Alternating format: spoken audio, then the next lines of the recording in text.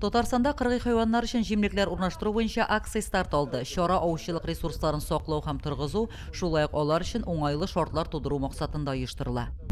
В рамках акции проведения подкормки животных, косуль, зайцев, проводим акцию со школами.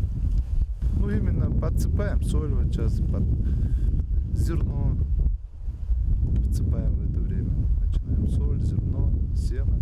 Урманга чыгып киткәнче бош аучы Владимир Муринов мәктәп укучылары өчен аңлату дәресе үткәрде. Укучыларга урманда үзеңне ничек тотарга, нәрсәләргә игътибар итәргә кирәклеге билгеләп үтелде. Соңыннан укучылар Наратас урманына юл тотты. Урманда һәр нәрсә мөгъҗизалы үзенчәлеккә ия. Укучылар килү белән урман буендагы эзләргә игътибар итте. Бош аучы бу эзләрнең поши, кабан эзләре булуын искәртеп үтте. Безнең инде укучыларыбыз бик актив, төрле акцияларда катнашып, инде ярдәмгә мохтаҗ инде кешеләргә, җәнлекләргә ярдәм итәргә ашкынып торалар. Шуңа күрә дә инде узган елны безнең отрядыбыз иң яхшы республикада волонтер отряды булып бүләкләндек тә инде без.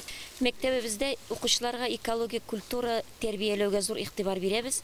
Шушы максаттан Рәсәй күләм, республика күләм, муниципаль дәрәҗәдәге конкурсларда, акцияләрдә катнашып киләбез.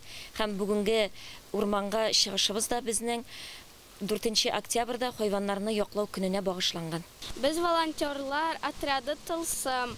Һәр вакыт акцияларда катнашабыз, республикаларда да урын яуладык. Җәнлекләргә ярдәм итү дигән акцияга бүген кушылабыз.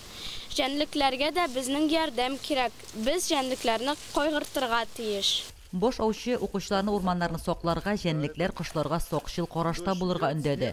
Укучылар үзләрен кызыксындырган сораулар белән дә уртаклашты, махсус урыннарга җәнлекләргә ризык та куйдылар.